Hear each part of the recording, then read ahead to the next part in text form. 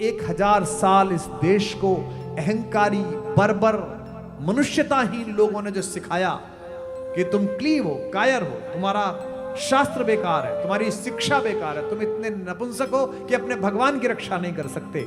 आज उन लोगों के मुंह पर यह चाटा है कि तुम कहां हो और हमारा भगवान वहीं पर है जहां से वो चला। ये अंधेरे में भी काम देगा, कभी संकट आएगा तो ये काम देगा। व्यापार में ऊंच नीच चलती रहती है, जीवन में ऊपर नीचे होता रहता है, लेकिन अगर ये कथाएं, ये बात, ये किस्से आपके मन में होंगे तो फिर आपके मन में रहेगा कि अगर वो उस महाबली को हरा सकता है तो मैं भी उसी के घर में पैदा हुआ, मैं भी उसके वंश में पैदा हुआ, मैं इस चुनौती को पराजित कर सकता हूं। ये तो बड़ी बड़ी पक्षपात वाली बात है। महिलाएं साथ दे इस बात। अकेले राम थोड़ी लौटे हैं, राम से ज्यादा कष्ट सहने वाली मेरी मां भी तो वापस लौटी है, उस पर भी तो कोई गीत होना चाहिए। एक चीज बची है, विश्व की आंखों में एक चीज खटक रही है, पश्चिम की आंखों में भारत की, वो है आपके परिवार, वो है आपका संस्कार, एक दूसरे से जुड़े रहना। जहां 16 साल की 17 साल की उम्र में लड़का बाहर जाता है और माँ बाप के पास आने में इसलिए महसूस नहीं करता कि पता नहीं पिता की कौन से नंबर वाली पत्नी हो और माता का कौन से वाला पति हो, वहां तो यही चलता है, आपका परिवार रह गया है। इसलिए यहां बैठे हुए अग्रवाल परिवार के लोगों, बेटे बेटियों को कार तो दिला लोगे लेकिन संस्कार तो इन्हीं कहानियों से मिलेगा, इन्हीं सत्संगों से मिलेगा, इन्हीं बातों से। ज्यादा नहीं, करीब 30 साल 40 साल पहले जाके देखो कि आप अशोक जी अपने पिता के साथ आपका व्यवहार कैसा था और क्या सोचते थे। आप सौभाग्यशाली हैं कि आपके इतने यशस्वी और इतने आदर स्नेह करने वाले पुत्र हों, और अगली पीढ़ी में भी जाए, भगवान करे, ईश्वर करे। ये जो हम 19-20 साल की लड़की से कहते हैं, लड़के से कहते हैं कि हमारे हाथ में नहीं है, ये किसी कारखाने में ढल के आया है क्या? ये आपको मिला था कैनवस की तरह, आप ही को पेंटिंग करनी थी इसके ऊपर। आपने शिक्षा कैसी दी, पढ़ाया कैसा, घर में बात कैसी करी, सुनाया इसे क्या? फिर वो 21 साल की उम्र में एक दिन ज्यादा दारू पी के घर आके कहता इट्स माई लाइफ। आप कहते बच्चा बिगड़ गया। नहीं सर, बच्चा नहीं बिगड़ा है, प्रोजेक्ट आपने बिगाड़ा है, कंपनी आपने डुबोई है, आप ही थे चलाने वाले, आप ही सीएमडी थे इसी कंपनी के, आप ही ने डुबो दिया है, क्योंकि घर में सुनाया नहीं। मैं वह संधि पर खड़ा हुआ हूं, पिछली जनरेशन और अगली जनरेशन के बीच में खड़ा हुआ हूं। हमारी पीढ़ी आखिरी पीढ़ी थी जिसे बचपन में ध्रुव की कहानी सुनाई गई, प्रहलाद की कहानी सुनाई गई, जिसे रामायण सुनाई गई, जिसे महाभारत की कथाएं सुनाई गई। पिछले 15 वर्ष में आपके पोते पोती क्या कहानी सुन रहे हैं? टॉम की कहानी, डिक की कहानी, हैरी की कहानी, जिनी की कहानी, जिसमें कोई पुरुषार्थ ही नहीं है। एक कोई जिनी है जो पैदा होती है और सारे काम कर जाती है, होमवर्क कर जाती है, चोरी बचा लेती है। पिछले 15 सालों में जिस एक कहानी ने भारत में 1 साल के भारत सरकार के बजट से ज्यादा पैसा कमाया है, वो पुरुषार्थहीन कहानी है, हैरी पॉटर। उसमें क्या पुरुषार्थ है? एक लड़का है अर्धविकसित मस्तिष्क का, वो एक स्कूल में जाता है, उसे एक झाड़ू मिल जाती है, उसे टांगों के बीच में लगा के उड़ता है, वो ये कहानी है बस केवल। झाड़ू लगा के उड़ना कौन सा पुरुषार्थ हो गया? हमने भी उड़ाया था एक, इसे क्या पुरुषार्थ है इसमें? क्या नई बात है?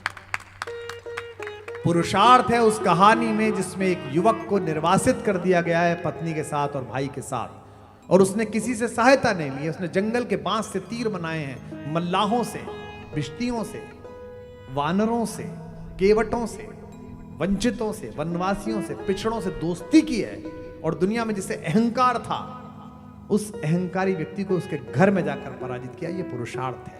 ये पुरुषार्थ जब तक नहीं सुनाया जाएगा तब तक आपकी पीढ़ियों के पास वो बात नहीं पहुंचा। इसलिए राम केवल अयोध्या के राम नहीं है, अयोध्या के स्वामी नहीं है, खर और दूषण को मारने वाले नहीं है, वे विश्व पालक राम है इस पूरी कहानी में। तो अगर आपको कहानी सुनानी है किसी को भी, तो आप यूं ही सुन लीजिए कि चलिए जैसे हमने टॉम की कहानी सुनी, डिक की कहानी सुनी, हैरी की सुनी, तो ये वाली भी कहानी सुन लेते हैं। क्योंकि बचपन में जब कहानी आजकल पढ़ाई जा रही है कॉन्वेंट में, उसमें बाद में पूछा जाता है मॉरल ऑफ द स्टोरी क्या है, तो मॉरल ऑफ द स्टोरी की तरफ साथ सुन लीजिए।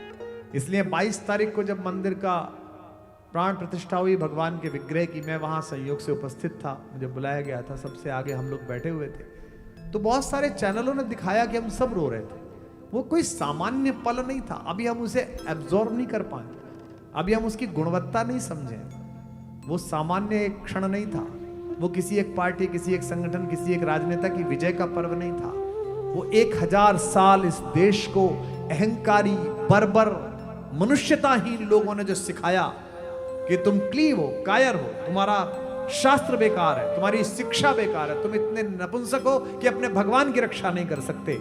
आज उन लोगों के मुंह पर यह चाटा है कि तुम कहां हो और हमारा भगवान वहीं पर है जहां से वो चला। यह कोई राजनीतिक टिप्पणी नहीं है, यह एक आस्तिक भारतीय की टिप्पणी है। और मैं उस दिन सोच रहा था जब मैंने भगवान का विग्रह देखा, और मुझे आदरणीय चंपत राय जी ने बताया कि इसमें ये जो टीका लगा है ये सूरत के व्यापारियों ने डायमंड का भेजा है, ये 9 कैरेट का डायमंड है, ये इतने कैरेट का डायमंड है। महिलाएं समझती होंगी कितने कैरेट का मतलब कितना, आपको तो पता ही होगा। उस दिन मैंने एक बात सोची थी, इसको तोड़ा किसने था? भगवान के इस मंदिर पर प्रहार किसने किया था?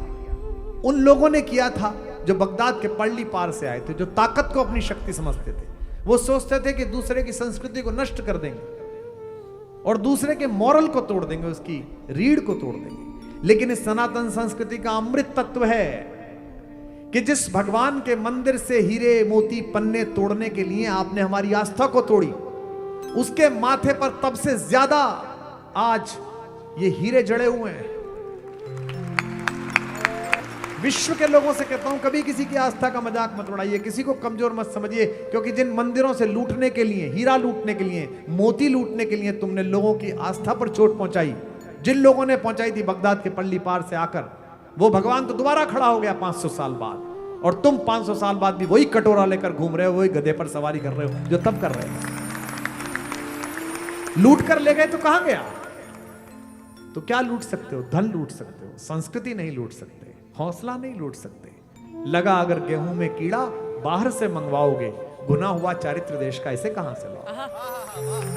तो संसाधन कितने गुप्ता जी, इससे फर्क नहीं पड़ेगा, अंदर साधन कितने, साध्य कितने, इससे असर पड़ेगा। ये अंधेरे में भी काम देगा, कभी संकट आएगा तो ये काम देगा। व्यापार में ऊंच नीच चलती रहती है, जीवन में ऊपर नीचे होता रहता है, लेकिन अगर ये कथाएं, ये बात, ये किस्से आपके मन में होंगे, तो फिर आपके मन में रहेगा कि अगर वो उस महाबली को हरा सकता है तो मैं भी उसी के घर में पैदा हुआ, मैं भी उसके वंश में पैदा हुआ, मैं इस चुनौती को पराजित कर सकता हूं। जब राम लौटे, अब 500 साल बाद लौटे, तो पूरा देश भावुक था, लोग बहुत कविताएं लिख रहे थे। प्रधानमंत्री जी रोज किसी न किसी कविता को ट्वीट करते थे।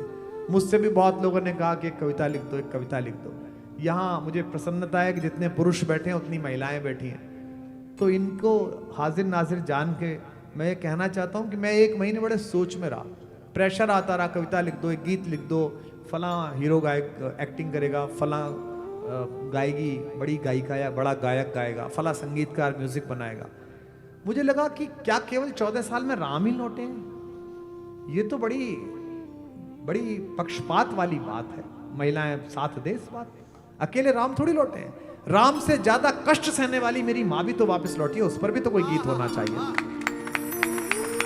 और वो तो ज्यादा श्रम करके लौटी है। भगवान तो फिर भी अपने भाई के पास थे, वो तो अपनी अकेली तपस्या के बल पर उस अहंकारी के बंधन में बंद थी।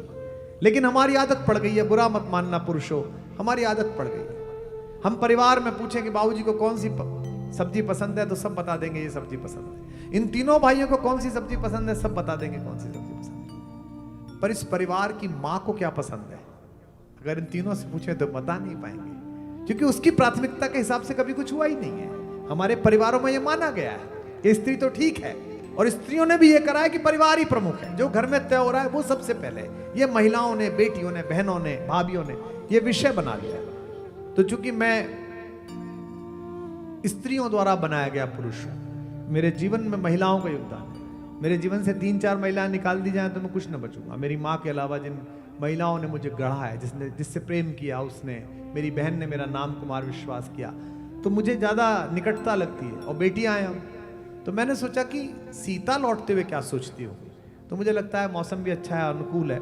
एक गीत मैं आपको सुनाता हूं इस कहानी के शुरू में ही, पहले ही चरण में। शाम का समय है, रावण मारा जा चुका है, सैन्य शिविर में भगवान बैठे हैं और अभी तय नहीं कर पा रहे हैं कि लंका में कितने दिन रुकें।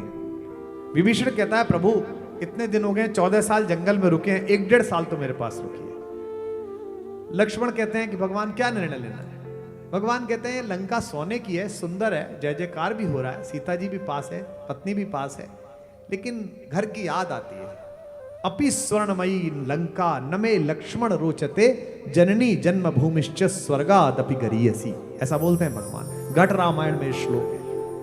उन्होंने सीता जी से पूछा कि तुम क्या चाहते हो। माता ने जो कहा वो मेरे साथ गाइए और आप आनंद में बह जाएंगे। कैसे कहा होगा सीता जी कि चलो अब लौट चले रघुराई, चलो अब लौट चले रघुराई, चलो अब लौट चले रघुराई, चलो अब लौट चले रघुराई, चलो अब लौट चले रघुराई, चलो अब लौट चले रघुराई।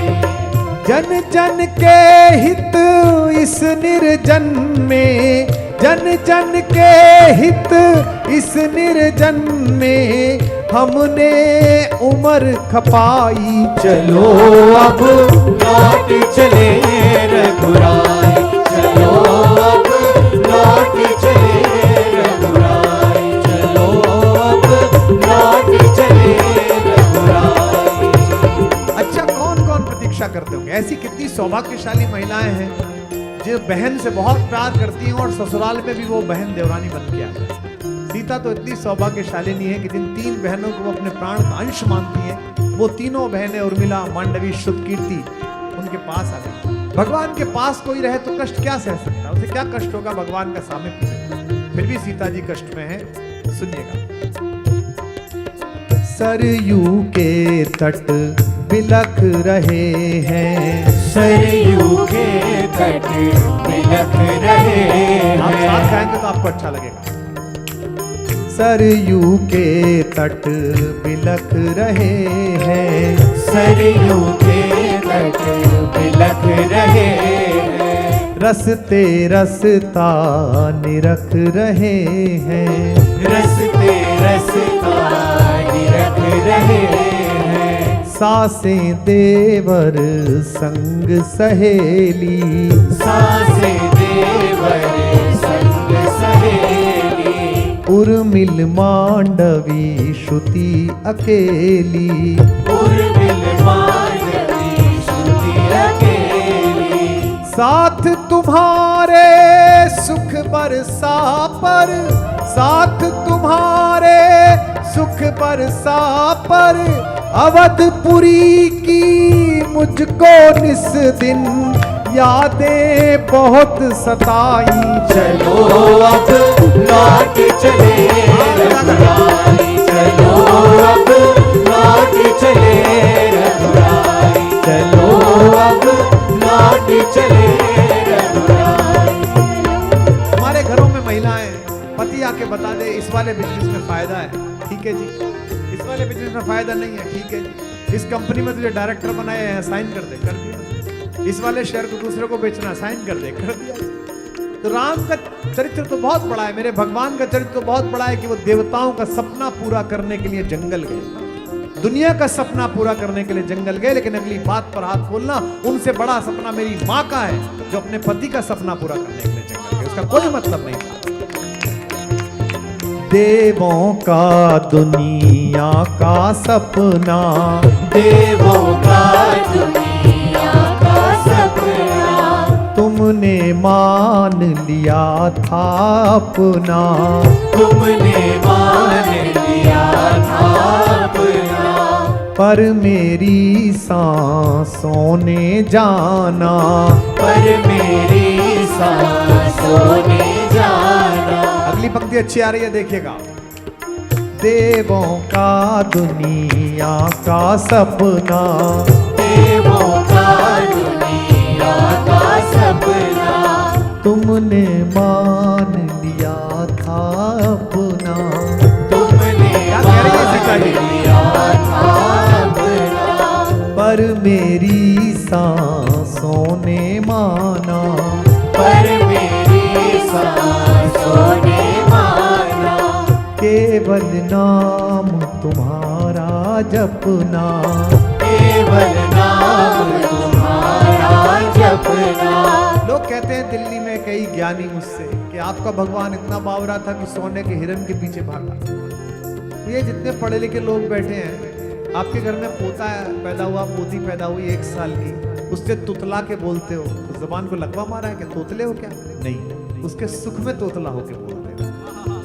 भगवान हमारे सुख में तोतला होकर बोला, इसलिए भगवान, उनको पता था कि ये सोने का मृग असली नहीं है, माया है। सीता को भी पता था, लेकिन जगत के कल्याण की एक लीला हो रही है। देवों का दुनिया का सपना, देवों का दुनिया का सपना, तुमने मान लिया था अपना, तुमने मान लिया था अपना, पर मेरी सांसों ने जाना, पर मेरी सांसों ने जाना, केवल नाम तुम्हारा जपना, केवल नाम तुम्हारा जपना। भाग्यहीन जग कुछ भी माने, भाग्यहीन जग कुछ भी माने, मैं जानी या बस तुम जाने, मैं जानी या बस तुम जाने, सोने के माया मृग पीछे, सोने के माया मृग पीछे, प्रभुता क्यों बोराई चलो अब लौट चले रघुराई, चलो अब लौट चले रघुराई, चलो अब लौट चले रघुराई, चलो अब लौट चले रघुराई गई, चलो अब, चलो अब लौट चले रघुराई, रघुराई चलो अब लौट चले रघुराई, चलो अब लौट चले रघुराई। मथुरा जाइएगा, आपको दिखेगा ये भगवान का जन्म स्थल है, यहाँ एक दूसरी बिल्डिंग खड़ी मिलेगी। काशी जाइएगा, ये भगवान शंकर का स्थान है, दूसरी बिल्डिंग खड़ी मिलेगी। मैं किसी संस्कृति के खिलाफ नहीं, लेकिन दूसरे की संस्कृति नष्ट करके अपना वर्चस्व शक्ति के बल पे जमाना, ये संस्कार नहीं है। दुनिया में 3 तरह की प्रवृत्तियां हैं। आप दूसरे को मार कर खाओ, ये विकृति है। वो अपना खाए, आप अपना खाओ, ये प्रकृति है। पर दूसरा खा सके इसकी चिंता करके आप खाओ, ये संस्कृति है। इसीलिए भारत सांस्कृतिक देश है। मैं सिख बंधुओं को देखता हूं, क्या शौर्य है उनका। महाराजा रणजीत सिंह की तलवार में कितनी ताकत थी। बगदाद के पल्ली पार तेहरान तक उन्होंने राज्य किया, पठानों के नाड़े ढीले हो जाते थे उनका नाम सुन। लेकिन मुझे विश्व में एक गुरुद्वारा ढूंढ के लाकर दिखा दीजिए जो किसी दूसरे के धर्म स्थान को तोड़कर बनाया गया। 24 तीर्थंकरों से पूजित ये धरती है जो सब क्षत्रिय थे। आदिनाथ जी से लेकर महावीर स्वामी तक सब क्षत्रिय हैं। अयोध्या से कारवां चला और भगवान महावीर 24वें तीर्थंकर। सारे भारत के महाजनपद उनके अंदर थे। एक मुझे जिनालय ढूंढ के दिला दीजिए, एक जैन मंदिर पुराना दिखा दीजिए जो किसी के धर्म स्थान को तोड़कर बना दिया गया। मैं इसी सवाल को पूछ रहा हूं, परिवार में पूछ रहा हूं, कोई राजनीतिक बात नहीं है। सीता जी पूछ रही है, ये मान के मानिए। आपको गुस्सा रहा हो जब आप अयोध्या गए थे टेंट में भगवान को देखकर, तो उस गुस्से को उत्सव में बदलना। तुमने सबको महल दिलाए, तुमने सबको महल दिलाए। ये जो दिल्ली में बैठे हैं 7 रेस कोर्स में, ये भी उन्हीं के दिलाए हुए हैं। ये जो लखनऊ में बैठे हैं, ये भी उन्हीं के दिलाए हुए हैं। ये कह रही है सीता जी, तुमने सबको महल दिलाए, तुमने सबको महल दिलाए। कहाँ किसी के भवन गिराए, कहाँ किसी के भवन गिराए। सुग्रीव को भी दिलाया, विभीषण को भी दिलाया, लेकिन 1-2 पंक्ति पूछने में, एक लाइन पूछने में इस देश के लोग बुद्धिजीवी 70 साल से हकलाते हैं। पूछने में हिम्मत नहीं होती है, जबान को लकवा मार जाता है। और मैं वर्षों से कह रहा हूं, वर्षों से पूछ रहा हूं, आपके मन में भी सवाल होगा। ये जितने भी लोग मुझे सुनने आते हैं, 1 लाख में करीब 5-7 हज़ार हमारे इस्लाम मानने वाले दोस्त भी आते हैं। तो मुझसे लोग कहते हैं टोपी लगाए हुए ये साथी क्यों बैठे हैं। मैं कहता हूँ ये और मैं एक हैं। मैं सनातनी हिंदू हूँ, ये सनातनी मुसलमान है। पूर्वज तो हमारा समान है। राम तो हमारे बराबर के पूर्वज हैं, क्योंकि लकीर खींचने से रिश्ते नहीं बदला करते, जगह बदलने से पुरखे नहीं बदला करते। जगह ही तो बदली है। लेकिन एक छोटा सा सवाल है जो इस गीत के अंतिम चरण में पूछती है सीता जी, वो मैं भी पूछता हूँ कि मस्जिदें तुमने बनाई, मैं मानता हूँ कि पारिवारिक माहौल है, लेकिन फिर भी थोड़ी चेतना हो तो मुझे बताना कि मस्जिदें तुमने बनाई मंदिरों को तोड़कर। आप जाइए काशी, आपको पता चलेगा, आप जाइए मथुरा, आपको पता चलेगा। मस्जिदें तुमने बनाई मंदिरों को तोड़कर।